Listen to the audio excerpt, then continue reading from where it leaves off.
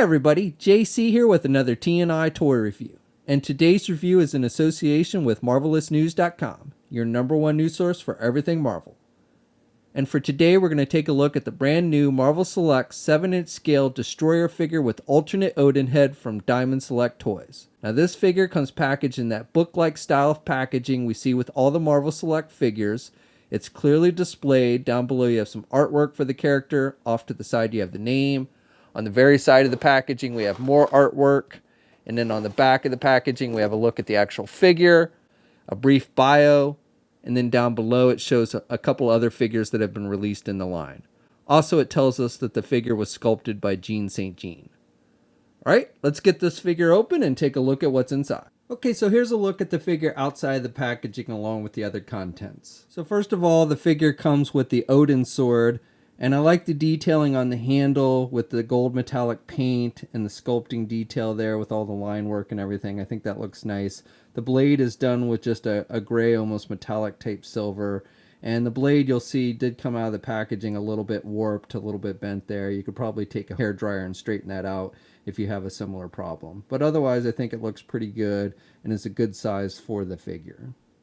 And you can see he'll hold the sword nice and tight. Now, I haven't been able to get it in his left hand. I think you can. You probably might need to take a hairdryer and loosen the plastic a little bit on that hand. The plastic on the hands is very hard, so there's not a lot of flexibility with the fingers. But I think if you loosened it up a little bit with some heat, you could definitely get the sword in that hand if you wanted to. But he definitely holds it in nice and tight in the right hand.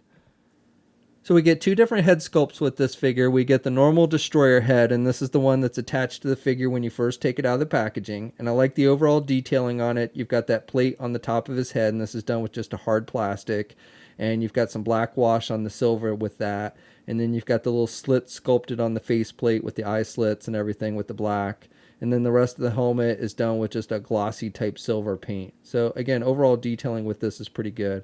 But the Odin head is the one that really stands out. I really love the paint detail on this with the wash on the hair. And I like how the hair is sculpted. I think that looks really good. And then I think the skin tone is dead on. And he's got the full beard, again, with the wash in the beard, with the gray and the black. So I think that looks good. And I like the eye color and just like the little wrinkles and everything on his face. So I think they did a top-notch job with the sculpting with this Odin head. And just to give you a comparison, while I don't have the full Odin Build-A-Figure from the Marvel Legends line from Hasbro, I do have the head sculpt, and you can see a comparison. The Hasbro one wasn't too bad, a little bit weak on the paint detail with the helmet, but otherwise it was pretty good. But overall, the Diamond Select one is definitely far superior looking. So for the figure itself, I think they've done a really nice job with this. Even though the Destroyer is kind of a basic looking character, I think they've done a good job with sculpting all the spikes and little details on the armor that you see in the comic book, the spikes and these little circle things. And then all this line work is sculpted in there. It's not just painted. I like the glossy silver that they use with the black wash. It looks like it's an actual suit of armor. He's got the shoulder pads, which are actually articulated, which is nice. He's got even the spikes on his fists and on his torso. They go all down the body. You got nice detailing on here on the back. The Destroyer is kind of a plain looking character, but I think they did a good job of capturing the character's look from the comic book with this figure. So this figure stands, if you count to the tip of his plate on his head, just a little bit under 9.5 inches tall. Almost right at 9.5. Here's a comparison with a Marvel Select Hulk figure and Thanos figure. Here's a comparison with one of Hasbro's Marvel Legends 6-inch Hulk figures and Thor figures. And while the 7-inch figure is obviously a bigger scale, being the Destroyer is a bigger character, I do think you can fit this figure in with your Marvel Legends if you wanted. And then finally, here's a comparison with the old Toy Biz Thor Buster figure, which is very similar to the Toy Biz Destroyer figure that I don't actually have, which is why I'm giving you this comparison. For articulation, you can turn the head to the left and to the right. He really can't look down very much, but he can look up about that much. You can also pivot the head to the left and the right a bit.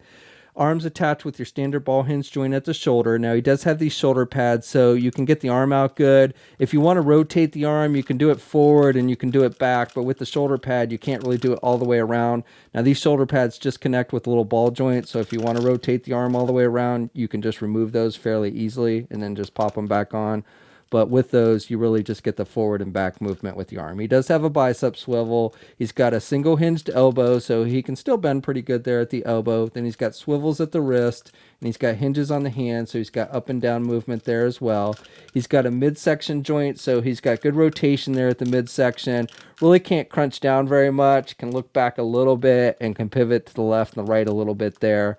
Legs are attached with these side hinge type joints, so he can only do the splits about that much. He can get his leg forward pretty good, but he really can't do his leg back at all because of the way the butt is sculpted.